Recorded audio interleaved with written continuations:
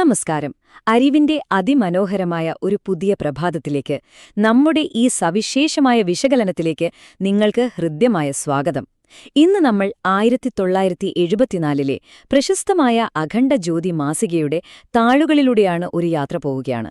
കൂരിരുട്ടിൽ ഇരുളകറ്റാൻ എരിയുന്ന ഒരു ദീപം പോലെ നമ്മുടെ ചിന്തകളെ ഉണർത്തുകയും ജീവിതത്തെ തന്നെ മാറ്റിമറിക്കുകയും ചെയ്യുന്ന കാലാതീതമായ ചില അറിവുകളിലേക്കാണ് നമ്മളിന്ന് കടക്കുന്നത്. അറിവിന്റെ വെളിച്ചം നിറയുന്ന ഈ താളുകളിലൂടെ നമുക്കൊന്ന് സഞ്ചരിച്ചാലോ? ശരി, നമുക്ക് നേരെ വിഷയത്തിലേക്ക് തന്നെ കടക്കാം. ഈ വരികളൊന്ന് ശ്രദ്ധിച്ചേ. വികാരമാണ് പരമപ്രധാനം, നിയമങ്ങളോ ചട്ടങ്ങളോ അല്ല. എന്താണ് ഇതിന്റെ അർത്ഥം?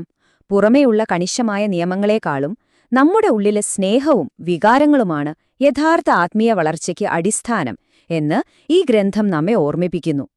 ഇരുട്ടിൽ ഒറ്റയ്ക്കെരിയുന്ന ആ കൊച്ചു ദീപം പോലെയാണത്, അല്ലേ? അത് നമ്മുടെ ആന്തരികമായ വഴികളെ പ്രകാശിപ്പിക്കും. ഇന്നത്തെ നമ്മുടെ ഈ യാത്ര പ്രധാനമായും 4 കാര്യങ്ങളിലൂടെയാണ് കടന്നുപോകുന്നത്. 1. ജീവിത നേട്ടങ്ങളുടെ സദ്വിനിയോഗം. 2. മനസ്സിനെയും ശരീരത്തെയും എങ്ങനെ നിയന്ത്രിക്കാം. 3. ശാസ്ത്രവും ആത്മീയതയും തമ്മിലുള്ള ബന്ധം. ഒടുവിലായി ലോകകല്യാണത്തിനായുള്ള ഉണർവ്. വളരെ വലിയൊരാശയത്തെ നമ്മൾ ലളിതമായി ഈ 4 പടവുകളാക്കി മാറ്റിയിരിക്കുകയാണ്. അപ്പോൾ ഇതിലെ ആദ്യത്തെ ഭാഗത്തേക്ക് നമുക്ക് വരാം. ജീവിത നേട്ടങ്ങളുടെ സദ്വിനിയോഗം. ഇവിടെ നേട്ടമെന്ന് പറയുന്നത് കേവലം ഭൗതികമായ സ്വത്തുകളല്ല കേട്ടോ, മറിച്ച് ഈ ജീവിതവും നമ്മുടെ കഴിവുകളും തന്നെയാണ്. ഒരു നിമിഷം ചിന്തിച്ചു നോക്കൂ.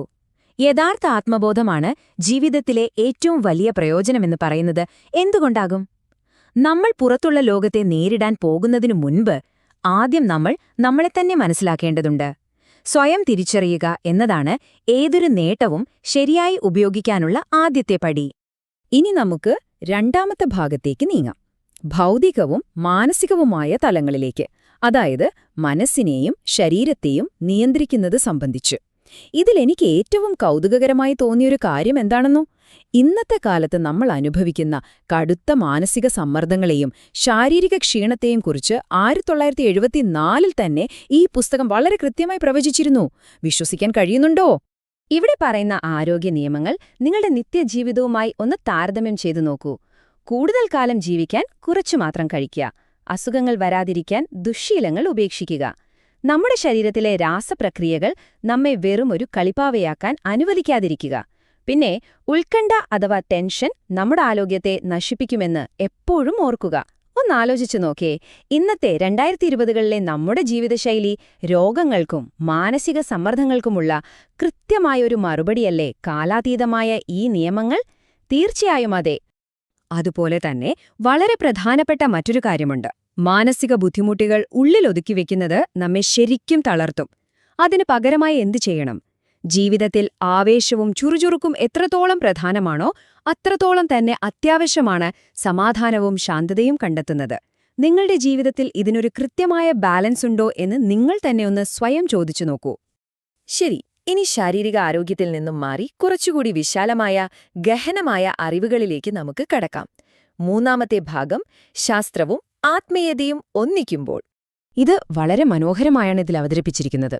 ആധുനിക ശാസ്ത്രവും പ്രാചീന ദർശനവും പരസ്പരം പോരടിക്കേണ്ട 2 ധ്രുവങ്ങളല്ല, മറിച്ച് അവ തമ്മിൽ അടിയന്തരമായി ഒരു ഏകോപനമുണ്ടാവണം. സത്യം തെളിയിക്കുന്ന ചിന്താവിപ്ലവത്തിന്റെ ഒരു പന്തം, അതായത് വിചാർക്രാന്തി മശാളിന്റെ ഇരുവശങ്ങളാണ് ശാസ്ത്രവും ആത്മീയതയും. ഇവ രണ്ടും ചേരുമ്പോഴാണ് ആ വെളിച്ചത്തിന് പൂർണ്ണത കൈവരിക്കുന്നത്. ഈ വരികളൊന്ന് ശ്രദ്ധിച്ചേ. ശാസ്ത്രം ആത്മീയതയോട് കൂടുതൽ അടുക്കുകയാണ്. 1974 തന്നെ ഈയൊരു ആശയം എത്രത്തോളം പ്രാധാന്യത്തോടെയാണ് ഈ മാസികയിൽ വന്നതെന്നത് ശരിക്കും അത്ഭുതപ്പെടുത്തുന്നില്ലേ? ശാസ്ത്രീയമായ പുതിയ കണ്ടെത്തലുകൾ ആത്യന്തികമായി നമ്മെ കൊണ്ടുചെന്നെത്തിക്കുന്നത് പ്രപഞ്ചത്തിന്റെ ആത്മീയമായ വിസ്മയങ്ങളിലേക്കാണ് എന്നതാണ് സത്യം. ഇനി ഇതെല്ലാം എങ്ങനെ പരസ്പരം ബന്ധപ്പെട്ടിരിക്കുന്നുവെന്ന് നോക്കാം. നാദയോഗം എന്ന വളരെ സങ്കീർണമായ ഒരു വാക്കാണ് ഇവിടെ ഉപയോഗിച്ചിരിക്കുന്നത്. ശബ്ദത്തിന്റെ ആത്മീയ ശാസ്ത്രത്തിലൂടെ ദൈവീക അനുഭവം നേടുന്നതിനെയാണ് ഇതർത്ഥമാക്കുന്നത്. ഇവിടെ നമ്മൾ പ്രത്യേകം ഓർക്കേണ്ട ഒരു കാര്യമുണ്ട്. യോഗ എന്ന വാക്കിന്റെ യഥാർത്ഥ അർത്ഥം തെറ്റിദ്ധരിക്കരുത്. അത് വെറും ചില ശാരീരിക വ്യായാമങ്ങൾ മാത്രമല്ല കേട്ടോ, മറിച്ച് ആഴത്തിലുള്ള ഒരു ആത്മീയ ഉണർവാണെന്ന് ഈ ലേഖനം കൃത്യമായി മുന്നറിയിപ്പ് നൽകുന്നുണ്ട്. നമ്മൾ നമ്മളെ തന്നെ അറിഞ്ഞു, മനസ്സിനെ നിയന്ത്രിച്ചു. ഇനി ഈ അറിവിന്റെ വെളിച്ചം നമുക്കുള്ളിൽ മാത്രം ഒതുങ്ങി നിൽക്കാനുള്ളതല്ലല്ലോ, അത് സമൂഹത്തിലേക്ക്, പുറത്തേക്ക് പ്രകാശിക്കേണ്ടതുണ്ട്. അതാണ് നമ്മുടെ നാലാമത്തെയും അവസാനത്തെയും ഭാഗം, ലോകകല്യാണത്തിനായുള്ള പുതിയ ഉണർവ്. മതത്തിന്റെയും രാഷ്ട്രീയത്തിന്റെയും നാളുകൾ ശരിക്കും കഴിഞ്ഞോ? പെട്ടെന്ന് കേൾക്കുമ്പോൾ നിങ്ങളിലുണ്ടാകുന്ന ചിന്ത എന്താണ്? അന്നത്തെ അഖണ്ഡജ്യോതി മാസികയിൽ വന്ന വളരെ പ്രകോപനപരവും എന്നാൽ വായനക്കാരെ പെട്ടെന്ന് ആകർഷിക്കുന്നതുമായ ഒരു ലേഖനത്തിന്റെ തലക്കെട്ടാണിത്. സമൂഹത്തെ കാലങ്ങളായി നിയന്ത്രിക്കുന്ന പരമ്പരാഗത അധികാരഘടനകളെ ചോദ്യം ചെയ്യുകയാണ് ഈ ഒരൊറ്റ ചോദ്യം. ലോകകല്യാണത്തിലേക്കുള്ള വഴികൾ വളരെ വ്യക്തമായി തന്നെ ഇതിൽ പറയുന്നുണ്ട്. ലോകത്ത് മാറ്റം കൊണ്ടുവരേണ്ടത് കേവലം വലിയ സ്ഥാപനങ്ങളോ രാഷ്ട്രീയ പാർട്ടികളോ അല്ല, നമ്മൾ ഓരോരുത്തരുമാണ്. ഓരോ വ്യക്തിയും മുൻവിധികൾ ഉപേക്ഷിച്ച് പരസ്പരം സഹാനുഭൂതി കാണിക്കുമ്പോഴാണ് യഥാർത്ഥ മാറ്റമുണ്ടാകുന്നത്. ദദീച്ചി മഹർഷിയെപ്പോലുള്ളവരുടെ ത്യാഗത്തിന്റെ മഹത്തായ പാരമ്പര്യം നാം തിരികെ കൊണ്ടുവരണം. അതുപോലെ അറിവിന്റെ കാര്യത്തിൽ നാം ഒരിക്കലും നമ്മുടെ പൂർവികരെക്കാൾ പിന്നിലാകാൻ പാടില്ല. ഒപ്പം നമ്മുടെ കാഴ്ചപ്പാടുകളിൽ ഒരു അനാവശ്യമായ കടുംപിടുത്തവും പാടില്ല. ഇതൊക്കെ എങ്ങനെ പ്രായോഗികമാക്കാമെന്ന് നിങ്ങൾ ചിന്തിക്കുന്നുണ്ടാകും, അല്ലേ?